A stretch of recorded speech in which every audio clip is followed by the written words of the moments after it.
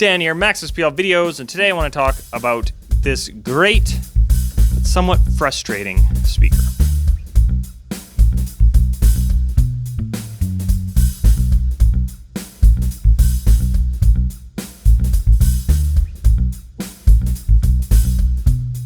All right, beside me here, I have the Wharfedale Pro Tourus AX8. This is something I actually really like that Wharfedale is doing. They have the actual specifications on the toe tag, right? If a customer walked in and they were trying to buy this speaker from me, it tells them 500 watt peak. Okay, I guess. That's what almost everything ends at, right? You go and you look at most speakers, they'll have this big sticker across the front that says 1,000 watts, and then you'll actually look a little deeper into it, and they're running like 200 watts RMS or something like that. So this one has straight up 500 watts peak there, but then down below here, 250 watts continuous. They trust us. And on top of that, you can actually go onto their website. You don't even have to look in the manual for it, and a lot of manuals don't tell you this anyway. They tell you the speaker sensitivity. So if you're a nerd like me, you can go and you can bust out a calculator and figure out how many decibels this thing can actually put out according to the drivers that are in it. Great. You can double check their math. Thank you. Not only are they giving us all the information, but yeah, they're giving us ways to double check it, which is great. Now, we do have 124 dB Max SPL written on here, which is nice to see again, right? Normally for that number, I've got to check the manual. Oftentimes it's not even listed on the websites anymore, which is getting really frustrating because that's like a really important specification. We've got our frequency response on here as well. They like to brag about how they don't use fans for cooling. On this speaker, I don't care. On my Typhons, I do care because those ones have the IP rating for water and dust and things like that. But it having no fans can be really nice. Using it out in the hot sun, though, relying solely on passive cooling, I haven't had any issues, but that is something to consider depending on the climate and your use cases. Sometimes a fan-cooled system can be beneficial. I generally try to avoid it personally, but your mileage may vary. But yeah, I do like that. Now, it does also mention that these have mic, line, and RCA inputs. None of that is a lie. However, the way they implement them, I'm unhappy with. But overall, though, I will give Wharfedale credit where credit is due. More companies need to do this. Easily available specifications that actually matter. Frequency response, Max SPL, peak, and continuous all on the toe tag. Thank you, Wharfedale. Thank you. So let's talk about this speaker here. We've got our bi-amped 8-inch here in a plastic enclosure. Now, it is a pretty nice enclosure. It has handles on both sides and on the top. I really, really dig that. However, they've got a nice curve here that should be perfect for using it as a stage monitor, but it's not quite long enough of a cabinet for that curve to allow it to sit properly. Like the weight just isn't there, so it always just clicks onto the side here. So unfortunately, if you're buying these to use as stage monitors, you will need to wedge them in some way, which is too bad because I think even though I generally prefer a dedicated, this is a stage monitor versus a cabinet that can do both, it would have been nice, especially in this 8-inch form factor. I probably would have gotten a couple more to be able to use these as 8-inch monitors because for the sound quality and the volume output that these are doing, I would have used a bunch of these. Now, you'll notice it's kind of wobbling around and stuff here. That goes away if I tighten the screw that's just a little bit out of frame here, and I don't feel like lifting that there. All right. There is a bolt down here that as you screw that in, it keeps this thing a lot more stable. And that is nice because it makes it easy to get on and off of the speaker stand. That said, two things. One, you can see there is still some wobble. I haven't noticed any weird like rattling or anything like that from it compared to having a tighter tolerance for the speaker, the pull port. I think that's the proper term. But the other thing is it is just a bolt pressing into the stand. So as I'm spinning this around on here, it is scratching the stand. Not that I care. It's a part of the stand that is being hidden by the speaker at pretty much all times. But like that could have been avoided. I don't know. Okay, so carrying on, like I said, handles on every side is really nice. On the bottom, again, just slightly out of frame, we do have rubber feet. That's something that a lot of these companies don't bother with when you're dealing with a plastic enclosure because it's plastic. It's not going to scratch stuff as much as metal. It's not going to get as scratched on the bottom, or you can just do plastic feet there. So it is nice to see that they put rubberized feet on the bottom. It's just a nice touch. Now, let's get to the amplifier slash mixer. I'm going to put mixer in quotey fingers, and we'll get to why in a second. This is where we get to my first gripe, other than that knob at the bottom. And well, I guess it's my third gripe because of the stage monitor situation. Have you spotted it yet? Have you spotted it yet? Have you spotted it yet? This is a horrendous design right here. The 12-inch Typhon that I have solves this problem, but these knobs stick out of the back by a good, centimeter or so. You cannot rest this on its back, or it's just resting right on those. If it was to slide around at all or something brushes against it, there's nothing to protect these knobs. They are going to get sheared off if you are not careful. Why? Wharfedale, the 12-inch Typhons solve this problem. This lips out slightly, and then this is recessed like a centimeter. Problem solved, but for some reason in your 8-inch, you have these sticking out. I don't know why. This is a really, really big design flaw that you've solved in other speakers. So you don't have the excuse of like, we just didn't, it's just not something we thought of. No, you thought of it on a bunch of your other speakers, okay?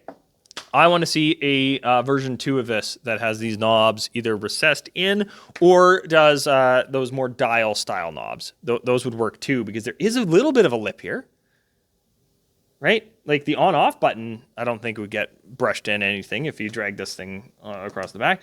But for some reason, all these knobs will. So I don't know. That's a really bad design choice. It's one of the more annoying things on here. And now we get into the most annoying thing. This looks like it has a built-in mixer, but it doesn't. We have multiple inputs that it does some, so you kind of can have more than one thing plugged in.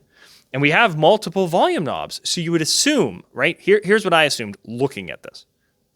2 inputs, 2 volume knobs. End of story. That should be the case. And on the other Wharfedales I have, that is the case. But this, if you can see the block diagram here, this switch determines which volume knob it goes to. Instead of just having 2 volume knobs, right? They have a mic and a line level. So you can plug a mic directly in here. These are combo jacks.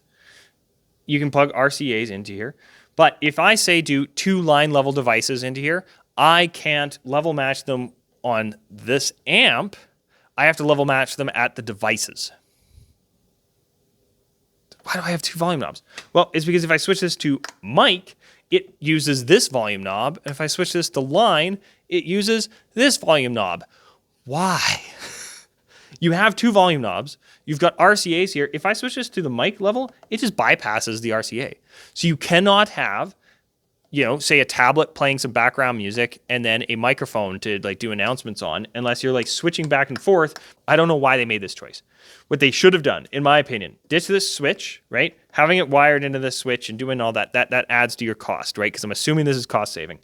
Wire input A directly to here, input B directly to here, have A only being a mic level and have B only being a line level. Problem solved. This is stupid. There's no redeeming feature here, right? You can't plug 2 microphones in here. Technically you can, right? You can set this to mic level and hey, I've got 2 mic inputs. Isn't that great? Well, I only have 1 volume knob for my microphones, right?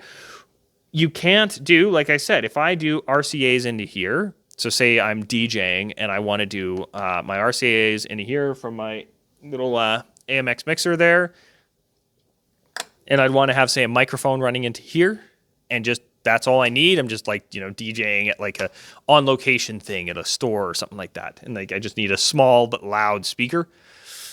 No, can't do that. Because as soon as I go to talk on the mic, I have to mute my music. It's just bad design. And I like I said, I have no excuse that I can think of for it, because it would have actually been easier. You have 2 volume knobs.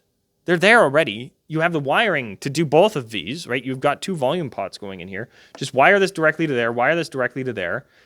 If you don't want to spend the extra to have a line level switch, well, then don't. Just have this one be mic only.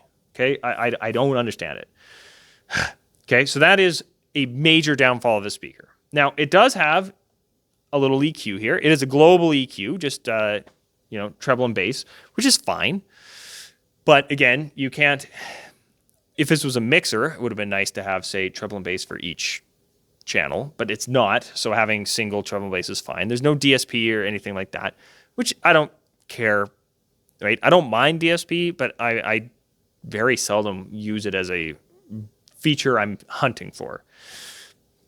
Now, they do have, and this is actually nice here, so the balanced output on here is post-fader, but pre-EQ. So it does bypass the EQ for your balanced out. So if you're daisy chaining a few of these together, you can get away with that.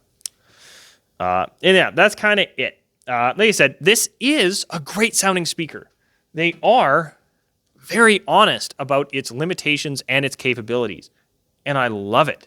If every company did this, oh, would I ever be happy? So I have to give them credit where credit is due, but I also have to call them out when it's bullshit, right? Like, come on. Why make it look like there's a mixer here? Why have a switch that basically bypasses one of your inputs? What's the point of that? This really hampers it on what should otherwise be a great speaker. Like I said, surprising amount of bass coming out of this, right? Frequency response, I believe it's at -3, is down to 65 hertz, which I have used 12-inch speakers that don't even reach that low. So having a 8-inch that dips that low is actually really impressive. And it does so at really impressive volumes. But it has some severe limitations that you need to be aware of. You need to look at this back panel as I can plug one thing into it, even though it looks like you can plug in multiple. That's just how you have to address the back panel on here. It will work as a stage monitor if you wedge it yourself, but I wouldn't get these if I was stage monitor hunting, right? Because it's just I don't want to have to build something to make this work as a stage monitor. If I'm running an outboard mixer, right? You're a singer-songwriter, you're playing keyboard, you need something that sounds good through, and then you can plug your mic and stuff into your mixer. This will work just fine, right? Again, you can't plug your keyboard into here and then your mic into here. Doesn't work that way. It should, but it doesn't. But if you're running an outboard mixer, you're a acoustic duo or trio, and you just need 1 or 2 speakers. You're not running kick drum on anything. This is perfect. If all you need is spoken word, right? This is just for announcements and that type of thing. This is perfect. But you have to be aware of some idiotic limitations that are on it. And it's really frustrating. I would wholeheartedly recommend this if this just was wired the way, in my opinion, it should be. Now, your mileage may vary. Maybe none of that matters to you, right? And some of my old QSC speakers, yeah, they don't have a mixer on the back. It's just input. And then they have a gain knob, and that's it. And I got away with that for years. And I still use those on most of my events if I need my best sounding speakers, because they're great. But if you're going to give us multiple inputs, give us multiple adjustment knobs. I've had, dirt cheap, sub $200 speakers in Canadian, so $150 for you Americans out there, that have a more robust mixer section on the back than this. Overall, though, I still do recommend this because this thing sounds awesome. It's light, but it has still a good amount of weight to it, so you don't feel like you're throwing a toy around. It looks good. It sounds really good. Good bass frequencies for its size.